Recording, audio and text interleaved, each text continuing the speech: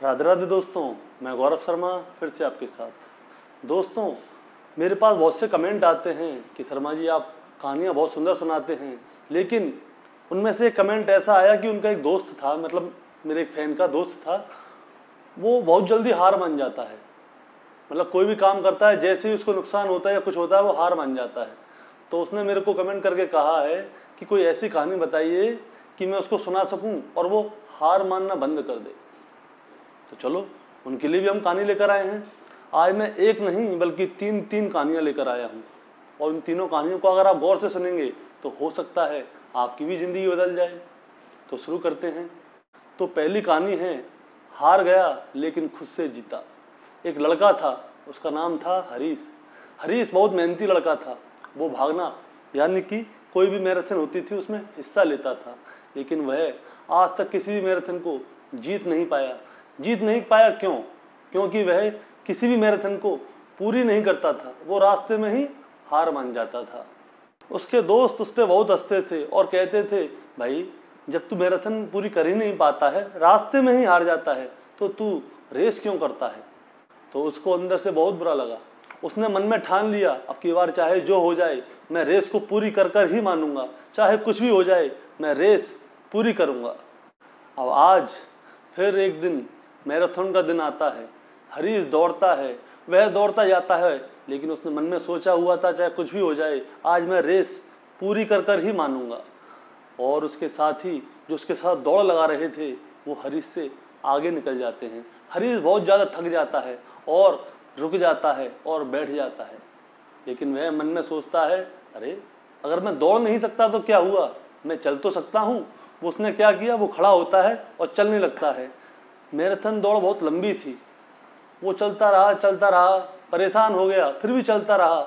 And में जाके वो थकने लगा, फिर वो ज़मीन पर जाके बैठ गया, क्योंकि वो बहुत ज़्यादा थक चुका था।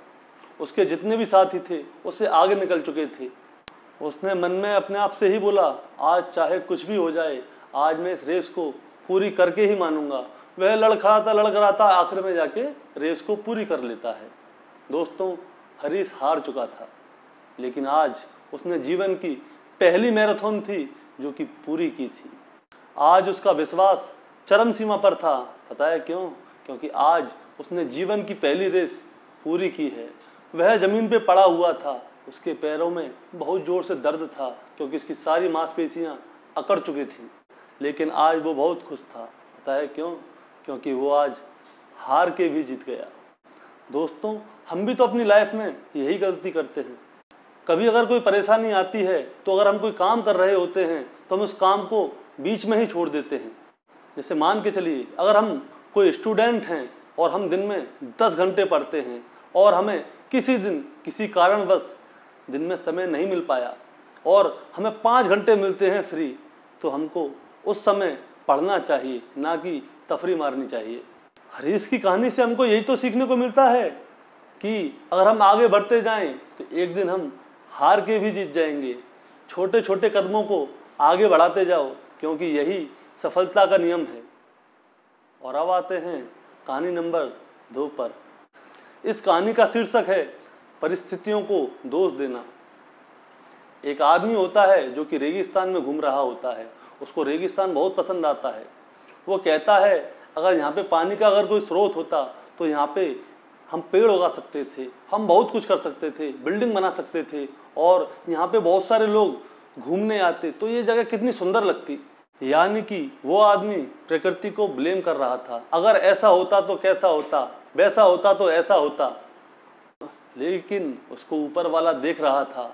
वो आदमी सोच रहा था कि काश यहाँ पे पानी होता। वो थोड़ी आगे बढ़ता है तो वो देखता है कि एक कुआं जो कि पानी से लबालब भरा हुआ था।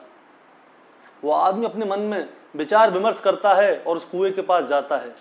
उस कुएं के पास जाता है और देखता है कि वहाँ पे एक रस्सी और एक बाल्टी रखी हुई थी। वो उसको देख ही रहा होता है कि कहीं से एक पर्ची उड़ के आती है। उस पर्ची पे लिखा होता है, तुमने कहा था कि अगर इस रेगिस्तान में कुआं होता और उसमें पानी भरा होता तो ये बहुत सुंदर जगह होती। अगर तुम चाहो तो इस पानी को इस्तेमाल करके यहाँ पे पौधे भी लगा सकते हो। तो दोस्तों, इस कहानी से हमने क्या सीखा? इस कहानी से हमने सीखा, अगर हम परिस्थितियों को दोष देते हैं तो इसमें कोई दिक्कत वाली बात नहीं है। अगर हम परिस्थिति को दोष दे रहे हैं कि अगर यहाँ पे ऐसा होता तो मैं ऐसा कर सकता था, और परिस्थिति आपको वो सोर्सेज अवेलेबल करा देती है, तो क्या आप परिस्थिति को बदल सकते हो? इस कहानी में तो हमको सिर्फ यही लगता है कि लोग सिर्फ परिस्थितियों को दोष ही देना चाहते हैं।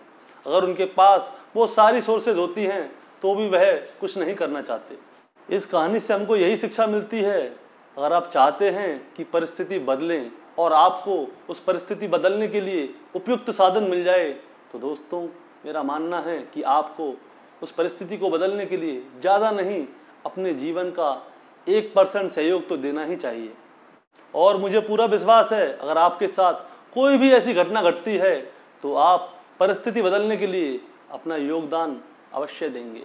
यह कहानी आपको अच्छी ज़रूर लगी होगी। अगर आप चाहते हैं कि आपको ऐसी और भी कहानियाँ मिलती रहें तो इस वीडियो को लाइक करके चैनल को सब्सक्राइब कर दीजिए, क्योंकि अब चलते हैं कहानी नंबर 3 पे। इस कहानी का शीर्षक है ईमानदारी का फल। एक बार की बात है, एक बहुत बड़ा राज्य होता है, उसमें एक राजा रहता है।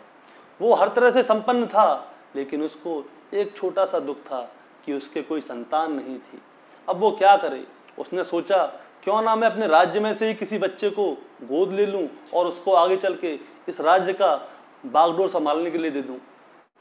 तो वो बहुत दिन तक सोचता है और अपने राज्य में घोषणा करवा देता है कि सारे बच्चों को राजमहल में आमंत्रित किया जाए, और सभी बच्चे महल में आ जाते हैं। अब राजा उन सभी से कहता है कि मैं एक ईमानदार और सच्चा इंसान ढूंढ रहा हूँ जो कि आगे चल के मेरे इस राज को संभाल सके। सभी बच्चे बहुत खुश होते हैं। वह उन सभी बच्चों को थोड़े थोड़े बीज देता है और कहता है आप सभी मेरे को 3 महीने बाद मिलिए, क्योंकि 3 महीने तक इसमें पेड़ उगेगा और जिसका पेड़ सबसे अच्छा होगा मैं उसी को अपना पुत्र बनाऊंगा और आगे चल के इस राज्य का राजा बनाऊंगा। अब सभी बच्चे अपने अपने घर चले जाते हैं और उन पेड़ों के लिए बीजों को खाद देते हैं, रोपते हैं और उनकी बहुत सेवा करते हैं। लेकिन एक बच्चा ऐसा होता है जिसके गमले में पेड़ ही नहीं उगता। वो बहुत ज़्यादा परेशान होता है, अपनी माँ से कहता है माँ देखो मैं इस पेड़ के लिए कितनी मेहनत कर रहा हूँ, लेकिन इसमें अभी तक कोई बीज फूटा ही नहीं। तो उसकी माँ कहती है बेटा परेशान ना हो सकता है कि बहुत सारे बीज ऐसे होते हैं कि वो बहुत समय बाद फूटते हैं, ये उनमें से ही एक बीज हो। अब महीने ख़त्म होने वाले हैं और सबको राजमहल में जाना है और सभी बच्चे राजमहल में जाते हैं। अब सभी बच्चे बड़े खुश होते हैं क्योंकि उनके गमलों में तो पेड़ पौधे लहरा रहे थे, लेकिन एक बच्चा ऐसा था जिसके गमले में पेड़ का नाम भी नहीं था। अब राजा सभी बच्चों को बुलाते हैं। जिन बच्चों के मन में राजा बनने की लालसा थी उन सभी के गमलों में बहुत सुंदर सुंदर पेड़ थे। राजा सभी के पेड़ों को देखते हैं, तभी उनकी निगाह उस बच्चे के गमले पर जाती है जो गमला खाली था। अब उससे पूछते हैं बेटा तुम्हारे गमले में कोई पेड़ क्यों नहीं है?